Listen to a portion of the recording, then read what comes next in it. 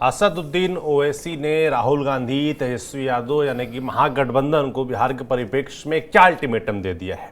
इसके साथ ही तेजस्वी यादव ओसामा से मिले हैं तो उसकी क्या मायने हैं, क्या वजह हैं, ये समझेंगे। साथ ही 23 जून को कहा जा रहा है मनीष कश्यप जन स्वराज पार्टी में शामिल हो सकते हैं।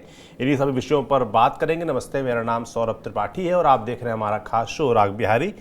और मेरे साथ मौजूद हमारे वरिष्ठ साथी पंकज जी। पंकज जी, बहुत स्वागत है आपका। धन्यवाद, थैंक यू। सबसे पहले तो असदुद्दीन ओवैसी की बात कर लेते हैं, जो लगातार बिहार के परिप्रेक्ष्य में चर्चा में बने हुए हैं। उन्होंने अब कहा जा रहा है कि एक हफ्ते का समय दिया है महागठबंधन को, यानी कि तेजस्वी यादव को, कांग्रेस पार्टी, राहुल गांधी को, कि तय कर लीजिए साथ रखना है नहीं रखना है, कितनी सीटें देनी है नहीं देनी है। उसके बाद की रूपरेखा, स्क्रिप्ट वो खुद लिख लेंगे। कैसे देखा जाए इस अल्टीमेटम को? देखिए, बड़ा साफ है। दरअसल अगर आप असदुद्दीन ओवैसी की बात करें तो वो बहुत मंजे हुए पॉलिटिशियन की तरह बिहेव कर रहे हैं। उनके दोनों हाथ में लड्डू है। मैं इसको ऐसे देख रहा हूं। देखिए, एक तो क्या हुआ कि जब पाकिस्तान से हिंदुस्तान की अभी हाल में भिड़ंत हुई और जिस तरीके से हिंदुस्तान ने पाकिस्तान के कई सैन्य ठिकानों को क्षति पहुंचाई, नष्ट कर दिया, और असदुद्दीन ओवैसी जिस तरीके से पाकिस्तान के खिलाफ मुखर दिखे, और उसके बाद उन्हें एक डेलीगेशन को लेकर के विदेश जाने का मौका दिया गया। और दरअसल जब वो विदेश पहुंचे और पाकिस्तान के खिलाफ जिस तरह की बात कर रहे थे, उससे असदुद्दीन ओवैसी की लोकप्रियता सिर्फ मुसलमानों में ही नहीं बल्कि यहां के हिंदुओं में भी बढ़ी। उनका इमेज चेंज हुआ। दरअसल पहले ऐसा प्रतीत होता था जैसे असदुद्दीन ओवैसी सिर्फ मुसलमानों के लिए कट्टरवादी राजनीति के पर्याय। असदुद्दीन ओवैसी मतलब मुस्लिम परस्त राजनीति। लेकिन जो हाल फिलहाल की घटना घटी हिंदुस्तान और पाकिस्तान के बीच में, उसके बाद एक डेलीगेशन को लेकर के असदुद्दीन ओवैसी विदेश जाते हैं। वहां पर जिस तरीके से जमकर पाकिस्तान को लताड़ते हैं और कहते हैं कि ये किस तरह का आतंकी मुल्क है, और विदेश में जाकर के भी अपनी आवाज बुलंद करते हैं। उसके बाद असदुद्दीन ओवैसी एक दूसरे स्वरूप में नजर आते हैं। असदुद्दीन ओवैसी आते हैं और फिर बिहार में अचानक घोषणा की जाती है कि असदुद्दीन ओवैसी की पार्टी AIMIM महागठबंधन का हिस्सा बनना चाहती है। दरअसल अब असदुद्दीन ओवैसी ये कह रहे हैं कि देखो, मुसलमानों के वोट का बंटवारा ना हो।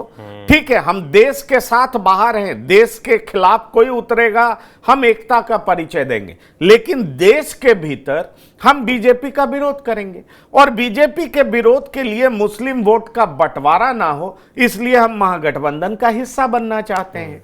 अब देखिए, ये जो कहते हैं ना कि राजनीति में तुरुप का इक्का कैसे फेंका गया है, और असदुद्दीन ओवैसी ने बखूबी फेंका है इसको। अब महागठबंधन इसको कैसे लेगी, वो भी मैं आपको बताने जा रहा हूं कि महागठबंधन के भीतर क्या चल रहा है। अब असदुद्दीन ओवैसी के ऊपर महागठबंधन के लोग, इंडिया जिसको हम कहते हैं इंडिया अलायंस के लोग, आरोप लगाते थे कि ये बीजेपी की बी टीम, ये मुसलमानों के वोटों का बंटवारा कराती है, इनडायरेक्टली बीजेपी को जिताती है। अब असदुद्दीन ओवैसी ने जो ऑफर दिया महागठबंधन को और कहा कि भैया आपने मेरी पार्टी तोड़ दी, और आपने पार्टी तोड़ी, फिर भी मैं ये खून का कड़वा घूंट पीने के लिए तैयार, मैं कड़वे घूंट पी करके भी आपके साथ आना चाहता हूं, क्योंकि बड़ी एनिमी बीजेपी है, उसको हराना है, और उसको हराने के लिए मैं ये सब भूल जाना चाहता हूं, आपके साथ आऊंगा और आपके साथ चुनाव लड़ना चाहता हूं। दरअसल इसी में तो राजनीति है। दरअसल अब वो मुसलमानों के बीच ऐसा संदेश उन्होंने भेज दिया कि देखो, हम तो इनके साथ मिलकर के इनकी ताकत बढ़ाना चाहते थे, हम बीजेपी को हराना चाहते थे, हमारे साथ किए गए जुल्मों को हम भूलने के लिए तैयार थे, लेकिन इन लोगों ने हमें साथ नहीं लिया। और हमें साथ इसलिए नहीं लिया क्योंकि मुसलमानों का रिप्रेजेंटेशन असेंबली में नहीं बढ़े। ये अक्सर ऐसा करते हैं, मुसलमानों का तो वोट लेते हैं, जैसे वो प्रशांत किशोर कहते हैं ना कि मुसलमानों का इस्तेमाल दिए में तेल की तरह होता है। कि कैसे लालटेन में आप तेल का इस्तेमाल करते हो, उसी तरीके से मुसलमान का आप वोट लेते हो। रिप्रेजेंटेशन तो देते नहीं हो, उनको ज्यादा टिकट तो देते नहीं हो, उनकी आबादी के हिसाब से भी उनको टिकट नहीं देते हो, सिर्फ बीजेपी का डर दिखा करके उनसे वोट लेते हो। और यही बात असुद्दीन ओवैसी और बढ़ चढ़ करके कहते हैं। अब जो 1 सप्ताह का टाइम दिया गया है, असुद्दीन ओवैसी कहेंगे अगर ले लिया तो बल्ले बल्ले। असुद्दीन ओवैसी की पार्टी जो अछूत पार्टी बनी हुई है, इस ये अछूत वाली पार्टी से बाहर निकल जाएंगे, और बाहर निकलेंगे तो जोर से कहेंगे कि भैया देखो मैं महागठबंधन में आ गया, इन्होंने मेरे साथ गठबंधन किया, उनको फायदा भी होगा। अभी चाहे 5 सीट जीते थे, ज्यादा भी जीत सकते हैं, लेकिन अगर नहीं भी लिया तो मुसलमानों के बीच में जाएंगे, कहेंगे मैं तुम्हारा हितैषी हूं, मैं तुम्हारे लिए लड़ता हूं, मैं तुम्हारे अधिकार की बात करता हूं, मैं तुम्हारे लिए हिस्सेदारी की बात करता हूं, मैं तुम्हारे लिए हक और हुकूक की बात करता हूं। लेकिन ये महागठबंधन वाले जब तुम्हारे हक और हुकूक की बात करने वाले को राजनीति में हिस्सेदारी देने को तैयार नहीं है, तो इनकी नीयत को पहचानो। इनके लिए लालटेन का तेल मत बनो, क्योंकि लालटेन का तेल बनोगे तो सिर्फ जलोगे, तुम्हें मिलेगा कुछ नहीं। इसलिए असुद्दीन ओवैसी की जो ये पॉलिटिक्स है, बात सुनकर ऐसा लग रहा है जैसे असदुद्दीन का भाषण ही सुन रहे हैं। नहीं, मैं कह रहा हूं क्योंकि असुद्दीन ओवैसी बोलते ही इसी तरीके की बात करते और हैं। अंदर जो मैं उनकी पॉलिटिक्स को बता रहा हूं कि वो दरअसल लोगों के बीच जाएंगे तो वो बोलेंगे क्या, मैं उनका प्रवक्ता ये स्क्रिप्ट उनके काम आ सकती है। लेकिन मैं ये आपको बता सकता हूं, दरअसल वो इसी तरीके से अपने समर्थकों का टेम्पो हाई करेंगे, उनमें जोश भरेंगे, कहेंगे देखो महागठबंधन ने क्या किया है, इसलिए ये उनकी सधी हुई राजनीति है। मेरे हिसाब से उनके दोनों हाथ में लड्डू दिखाई पड़ रहा है, और इसलिए उन्होंने ये पासा फेंक दिया है, हमसे गठबंधन करोगे तो आके बात करो, और नहीं करोगे तो हम 50 से ज्यादा सीट पर चुनाव लड़ेंगे। असुद्दीन ओवैसी ने कुछ हिंदू कैंडिडेट्स भी तय कर दिए, आप ये जान लीजिए, हैरान होंगे आप। तो समझिए कि जो व्यक्ति इस तरह से राजनीति करना चाह रहा है बिहार में, और जहां 18-19% की आबादी है, उस हुजूम को अपने पक्ष में करने में लगा है, वो किस हद तक कामयाब होगा ये तो देखने वाली बात होगी। पर एक बात बहुत साफ है सौरभ, वो अपने ऊपर से अछूत उसको का जो टैग है उसको हटाना कुछ हद तक तो कामयाब हुए हैं, और अपना पैर बिहार में बहुत अच्छे तरीके से पसार। आप बताइए इसको लेकर चिंता में है कि नहीं तेजस्वी यादव? तो चिंता है, वो उनको सीरियसली देखिए मैं आपको ये लगता है कि जैसे आरजेडी में मेरी कुछ नेताओं से बात हुई, और उनसे जब मैंने पूछा कि आप असुद्दीन ओवैसी को आप लोग साथ ले रहे हैं, तो उन्होंने कहा देखिए तो बड़े नेता फैसला करेंगे, लेकिन अभी तक जो मेरी जानकारी है उसके हिसाब से हम असुद्दीन ओवैसी को क्यों स्पेस दें। वक्फ संशोधन बिल जो आया और जब सरकार ने उसको पेश किया, उसके बाद से मुसलमान अपना वोट कभी बंटवारा नहीं करेगा, उसको बांटेगा नहीं। श्योर है उसको? हाँ, उसको लग रहा है कि हम और कांग्रेस मिल करके लड़ेंगे तो मुस्लिम्स हमें ही वोट देंगे, क्योंकि अब मुस्लिम्स एकजुट होकर के वोट करेंगे। इसलिए अगर हम असुद्दीन ओवैसी को शामिल करते हैं, उसको पिछली बार क्या ऐसी वजह थी जो ओवैसी साहब को मिल गए वोट और 5 सीटें जीत गए? पिछली बार भी तो मुसलमान यही चाहता था ना कि भाजपा देखिए सवाल ये है कि वो ऐसी जगह से जीते ना जहां मुसलमान की आबादी हर जगह 30% से ज्यादा है, और किशनगंज में तो 50%। तो आबादी तो वही अभी भी है ना, बदल थोड़ी नहीं गई है। देखिए वहां से जीत हुई, लेकिन असुद्दीन ओवैसी उससे भी बाहर निकलना चाहते हैं ना, जहां पे और भी मान लीजिए थिन प्रेजेंस है, 20% है, वहां भी चाहते हैं असुद्दीन ओवैसी अपने कैंडिडेट खड़े करें, अपना पैर पसारें, मुस्लिम परस्त राजनीति के तमगे से बाहर निकले। ये कोशिश है उनकी, और इस कोशिश में वो कामयाब होते दिख रहे हैं। पर आरजेडी आप कह रहे हैं उनको लगता कि नहीं, कोई जरूरत नहीं है उनकी? किनकी? हाँ, आरजेडी को तो मैं वही तो कह रहा हूं, अगर आरजेडी खुल करके कहेगी हम आपको साथ नहीं लेंगे तो मुसलमानों के बीच में जाएंगे, कहेंगे तुम किसको वोट दे रहे हो। मैं यही तो कह रहा हूं, दोनों तरीके से वो अपनी राजनीतिक हित साधने में लगे हुए हैं, और मुझे दिख रहा है कि उनके लिए विन विन सिचुएशन है। बिल्कुल, तो कह रहे हैं आप घिर गए एक तरीके से। तेजस्वी यादव महागठबंधन अब वो कैसे पार पाएंगे ये देखने वाला होगा। इंटरेस्टिंग है। तेजस्वी यादव की बात नहीं, करें, मुझे लगता है तेजस्वी यादव इसको अंत तक ले जाने का प्रयास करेंगे, जो हर बड़ा राजनीतिक दल करता है। शुरू में बिल्कुल खुल करके नहीं कहेंगे कि हम आपको साथ नहीं लेंगे, वो बहुत कुछ नापने का प्रयास करेंगे। दरअसल इसका प्रॉस एंड कॉन्स क्या होगा, लेकिन आरजेडी के भीतर जो वर्तमान समय में मूड है, हम उसकी बात कर रहे हैं कि किस तरीके से आरजेडी सोच रही है, क्या सोच रही है। आरजेडी कैसे असुद्दीन ओवैसी की पार्टी के मांग को ले रही है। दरअसल अख्तरुल इमान जो कि प्रदेश अध्यक्ष हैं, वो कभी आरजेडी के ही सदस्य हुआ करते थे। अब अख्तरुल साहब ये सोच रहे हैं कि इस तरह का ऑफर आरजेडी को मिला है, आरजेडी सीमांचल में मजबूत होगी, पर आरजेडी के भीतर ये सोच है कि हमें असुद्दीन ओवैसी को साथ नहीं लेना चाहिए, क्योंकि हम असुद्दीन ओवैसी को स्पेस देंगे तो इससे हमें अच्छा खासा नुकसान होगा। बिल्कुल। तेजस्वी यादव ओसामा से मिले, ओसामा यानी कि जो शहाबुद्दीन के बेटे हैं उनसे मिले हैं, और इसको लेकर जाहिर सी बात है कि जो राजनीतिक जानकार हैं, राजनीतिक पंडित हैं, वो अपने कयास लगा रहे हैं कि क्या फिर से करीब आ रहे हैं दोनों परिवार, क्या टिकट देने वाले हैं ओसामा को तेजस्वी, क्या मायने निकाले जाए इसके? देखिए, इसका मायने तो निकाला जाना चाहिए, क्योंकि सिवान के जिलाध्यक्ष जो अजय भास्कर बने हैं वो शहाबुद्दीन परिवार के बहुत नज़दीक है, और उनका जिला अध्यक्ष बनने का मतलब ही साफ तरीके से देखा जा रहा था कि अजय भास्कर को जिला अध्यक्ष बनाने का मतलब है कि लालू परिवार, शहाबुद्दीन परिवार, शहाबुद्दीन तो दिवंगत हो चुके हैं, उनकी मौत हो चुकी है, अब शहाबुद्दीन के परिवार को लालू परिवार अपने साथ लाना चाहता है। आप याद करिए 2024 का लोकसभा, सौरभ, मैं सिवान भी गया था और मैंने हिना साहब का इंटरव्यू भी किया था।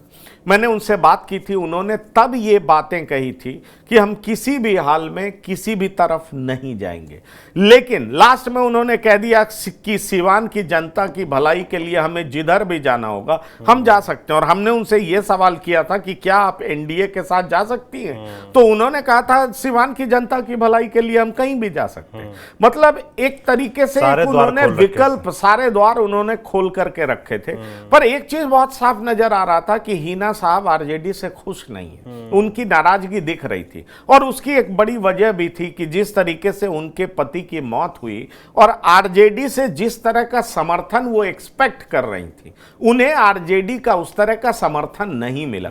बीच में जब तेजस्वी ताकत में आने लगे तो तेजस्वी ने एक तरीके से हिना साहब और उनके बेटे ओसामा साहब को एक तरीके से साइडलाइन करने का प्रयास भी किया। उस परिवार में बहुत गुस्सा था। शहाबुद्दीन जब जेल से बाहर निकले थे, उन्होंने कहा था नीतीश कुमार जो है वो परिस्थितियों के मुख्यमंत्री हैं। ये एक बड़ा शब्द था, और वो जिस तरीके से मीडिया ने इसको प्ले आउट किया, और उसके बाद शहाबुद्दीन को वापस जेल जाना पड़ा। और शहाबुद्दीन जितने बड़ी गाड़ियों के साथ, समर्थकों के साथ सिवान पहुंचे थे भागलपुर से, वो नेशनल न्यूज बना था। वो ये बता रहा था कि अभी भी बिहार में किस तरीके से बाहुबलियों की चलती है। अब जब नीतीश कुमार ने इस बात को सुना, नीतीश कुमार को बिल्कुल ये अच्छा नहीं लगा, और उसके बाद इस तरह का शिकंजा कसा गया कि शहाबुद्दीन को तिहाड़ जेल में आना पड़ा। तो आप याद करिए, कोरोना का दौर आया, कई लोगों की मौत हुई, कहा यह गया कि शहाबुद्दीन की मौत कोरोना की वजह से हुई है। ओसामा साहब ने बहुत तरह के आरोप भी लगाए, लेकिन अब शहाबुद्दीन नहीं है। पर शहाबुद्दीन की जो ताकत थी, जो बाहुबल था, वो कैसे बरकरार रहे, उसको बरकरार रखने के लिए ओसामा साहब लगातार आगे बढ़ते हुए दिखाई पड़ रहे हैं। जो लालू प्रसाद यादव और खासतौर पर तेजस्वी यादव कुछ समय तक शहाबुद्दीन के परिवार से दूरी बनाने का प्रयास करते दिख रहे थे, चुनाव में करारी हार मिलने के बाद उनको ये बात समझ में आ गई कि शहाबुद्दीन परिवार को दूर रख करके हम मुसलमानों का वोट तो कम से कम 2-3 जिले में नहीं पा सकते। और इसलिए मैं आपको याद दिलाना चाहूंगा कि दरअसल इमामगंज की वोटिंग हो रही थी, और चुनाव से ठीक मतदान के एक दिन पहले, मतलब जो कैंपेन खत्म होता है ठीक एक दिन पहले, लालू प्रसाद और ओसामा साहब वहां पहुंचे थे, और वहां पहुंचने के बाद उन्होंने कैंपेन किया, और प्रयास किया, क्योंकि मोहम्मद अमजद वहां पर खड़े थे, और प्रयास किया कि किसी भी तरीके से मुस्लिम वोटों का बंटवारा नहीं हो। लेकिन मोहम्मद अमजद जनसुराज पार्टी से खड़े थे, वोटों का बंटवारा हुआ, मोहम्मद अमजद हारे नहीं, लेकिन उन्होंने आरजेडी के उम्मीदवार को हरा दिया। और आरजेडी के उम्मीदवार कौन थे? तो एक दूसरे बाहुबली सुरेंद्र यादव के सुपुत्र थे। अब समझिए कि जब इस तरह की हार हुई तो एक बात बहुत समझ में आया आरजेडी के भीतर कि मुस्लिम वोटों का कंसोलिडेशन बहुत जरूरी है, और उनको अब दिखाई पड़ रहा है कि ये कंसोलिडेशन हो रहा है, संभव है, क्योंकि हम और कांग्रेस एक साथ लड़ रहे हैं। लेकिन इस बीच जिस तरीके से असुद्दीन ओवैसी ने दावा पेश किया है, वो निश्चित तौर पर मुझे लगता है महागठबंधन के लिए परेशानी का सबब बन सकता है। लेकिन उससे पहले आरजेडी अपने किले को मजबूत करने में लगी हुई है, और आरजेडी को लगता है कि जो जो मजबूत लोग हैं उनको साथ किया जाए। आपको हम ये भी बताना चाहेंगे कि दरअसल वहां से एक और बड़े नेता हैं अवध बिहारी चौधरी। अवध बिहारी चौधरी लोकसभा चुनाव भी लड़े थे, लेकिन हार गए थे क्योंकि हिना साहब को 3 लाख वोट मिला था।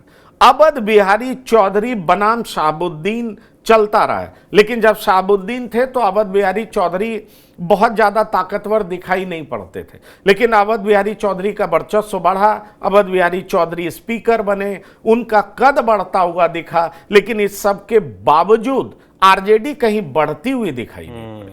तो अब आरजेडी को मजबूत करना है। लालू प्रसाद का सपना है कि किसी तरीके से तेजस्वी यादव को मुख्यमंत्री बनाया जाए, और इस सपने को साकार करने के लिए तेजस्वी यादव उन तमाम लोगों को जोड़ने का प्रयास कर रहे हैं जो आरजेडी को मजबूत कर सकते हैं। और इसी कड़ी में एक अमर शहीद, आप कह लीजिए अमर राम बाबू के श्रद्धांजलि में गए हुए थे तेजस्वी यादव, वहां अवध बिहारी चौधरी भी आए थे।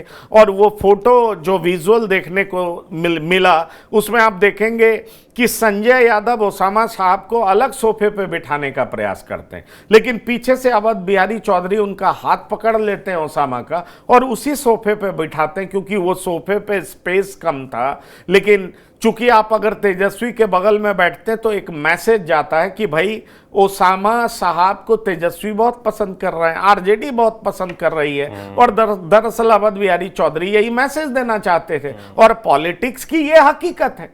तो वहां पर जो नजारा दिखा, और उसके बाद जिस तरीके से जिला अध्यक्ष ओसामा साहब के लोगों को बनाया गया, उसे एक बात तो बहुत साफ समझ में आती है कि ओसामा लड़ेंगे, और खास तौर पर वहां से लड़ेंगे रघुनाथपुर से, जिसके तहत प्रतापपुर आता है। वहां पर एक आरजेडी के विधायक हैं यादव, लेकिन वो हमेशा कहते हैं कि मैं कभी भी शहाबुद्दीन के परिवार के लिए सीटें छोड़ने के लिए तैयार हूं। तो सवाल उठता है कि क्या ओसामा साहब वहीं से चुनाव लड़ेंगे और विधायक बन सकेंगे, जीत पाएंगे? क्योंकि शहाबुद्दीन के गुजरने के बाद उनका कोई भी परिवार का सदस्य कोई भी चुनाव जीत नहीं पाया। बिल्कुल, तो रूपरेखा तैयार की जा रही है, देखिए आगे क्या होता है। मनीष कश्यप की बात कर लेते हैं। बीजेपी से तो रूठे हुए हैं, लगातार बयान भी आ रहे हैं उनके। अब खबर यह है कि जनसुराज पार्टी में शामिल होने लोग पूछते हैं कब होंगे, जो तारीख 23 जून बताई जा रही है। 23 जून को क्या मनीष कश्यप जनसुराज पार्टी ज्वाइन कर रहे हैं? देखिए, खबर ये आ रही है कि 23 जून को मनीष कश्यप जनसुराज पार्टी में शामिल होंगे। दरअसल जनसुराज की जो राजनीति है वही मनीष कश्यप को सूट करती है। मनीष कश्यप बीजेपी में आए, अपने को बताते हैं कि उनकी विरासत जो है, मतलब विरासत उनकी जिस तरह की है वो ये है कि उनके घर में कई लोगों ने देश के लिए जान दी है, देश की सेवा की है। अपने पिता को वो सेना का बताते हैं। तो ऐसी कई सारी ऐसी बातें हैं, और जिस तरीके से आक्रामकता के साथ मनीष कश्यप बात करते हैं, मुझे लगता है जनसुराज पार्टी ही उनको सूट करता है। बीजेपी सरकार में है, पीएमसीएच में उनकी पिटाई हुई है, ये मैं नहीं कह रहा हूं, वो खुद कहते हैं, और वो वहां जाकर रोए भी हैं। जिस तरीके से उनके साथ व्यवहार किया गया वो कहते हैं, और उसके बाद बीजेपी का कोई नेता उनके डिफेंस में नहीं आया। वो ये भी कहते हैं कि किस तरीके से मनोज तिवारी ने उन्हें पार्टी में लाया था, ये भी ऑफर किया था कि आपको राज्यसभा में भेजा जाएगा, तरह तरह की बात। लेकिन मैं अब बीजेपी से खुश नहीं हूं। बीजेपी किसी भी तरीके से लोगों के कल्याण के लिए काम नहीं करती है। रैली में, प्रधानमंत्री की रैली में पैसे दे करके लोगों को बुलाए जाते हैं, इस तरह का आरोप मनीष कश्यप लगा रहे हैं।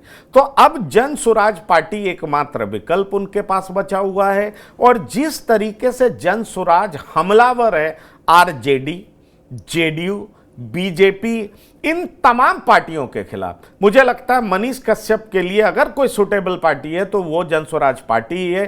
पिछले कुछ दिनों से इसकी चर्चा भी चल रही थी कि मनीष कश्यप उसी पार्टी में जाएंगे। जन स्वराज के कुछ बड़े नेताओं से उनकी मुलाकात भी हुई है, इसलिए खबर आ रही है कि 23 जून को औपचारिक तौर पर मनीष कश्यप जन स्वराज पार्टी के सदस्य बनेंगे और इस बार चुनाव भी लड़ सकते हैं। यह भी बात कही जा रही है। जबकि आप हैरान हो जाएंगे, पप्पू सिंह चुनाव नहीं लड़ने की बात कर रहे हैं, जो कि राष्ट्रीय अध्यक्ष हैं। अच्छा। प्रशांत किशोर चुनाव नहीं लड़ेंगे यह कहा जा रहा है, लेकिन मनीष कश्यप चुनाव लड़ेंगे। पिछली बार वो चुनाव नहीं लड़े थे, इसका उनको पछतावा है। और मनीष कश्यप को बीजेपी के खिलाफ बहुत गुस्सा भी है। और बीजेपी में खासतौर पर डॉक्टर संजय जायसवाल, मनोज तिवारी, इन सब लोगों के खिलाफ मनीष कश्यप के दिल में बहुत गुस्सा है। पीएमसीएच में उनके साथ रवैये के बाद जिस तरीके से वो नीतीश सरकार, बीजेपी सरकार के विरोध में पोल खोलते हुए दिखे, उससे एक बात तो बहुत साफ नजर आ रहा था कि क्या वो आरजेडी में जाने वाले हैं।